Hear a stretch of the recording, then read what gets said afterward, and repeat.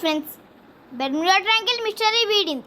Atlantic సముద్ర జలాల్లో ఓడలు, విమానాలు అదృశ్యం కావడం వెనుక కారణాన్ని శాస్త్రవేత్తలు గుర్తించారు. దీంతో వందల ఏళ్ల మిస్టరీ వీడింది. పెద్ద పెద్ద నౌకలతో పాటు భారీ విమానాలను సైతం సముద్ర గర్భంలో కలిపేసుకుంటున్న బెర్ముడా ట్రయాంగిల్ మిస్టరీ వీడింది. మియామి, ప్యూర్టో బెర్ముడా దీవి మధ్య అట్లాంటిక్ మహాసముద్ర జలాలు దాదాపు 5 లక్షల చదరపు కిలోమీటర్ల మేర విస్తరించిన ఈ ప్రాంతంలోకి ఓడలు వెళ్ళగానే వాటి జాడ తెలియకుండా పోయేది. ఆ ప్రాంతం మీదుగా ఎగిరే విమానాలు కూడా మాయమవ్వడం ఎన్నో ఏళ్లుగా అంతుచిక్కని రహస్యంగా మిగిలిపోయింది.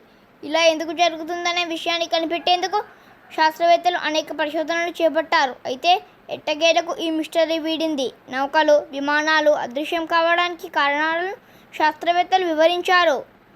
బెర్ముడా ట్రయాంగిల్ మిస్టరీకి అక్కడ ఏర్పడే షడ్భుజాకార మేఘాలే కారణమని తేల్చారు. 20 నుంచి 50 మైళ్ళ విస్తీర్ణంతో గంటకు 170 మైళ్ళ వేగంతో కదిలే ఈ భారీ మేఘాలు ఎయిర్ బాంబ్ తరహాలో విరుచుకుపడడంతో నౌకలు, విమానాలు గింగిరాలు కొడుతూ మాయమైపోతున్నాయి.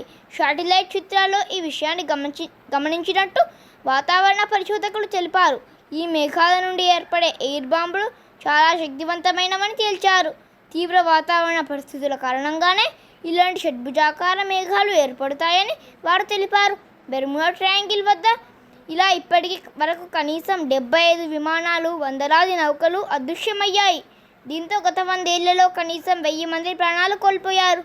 Thank you for watching.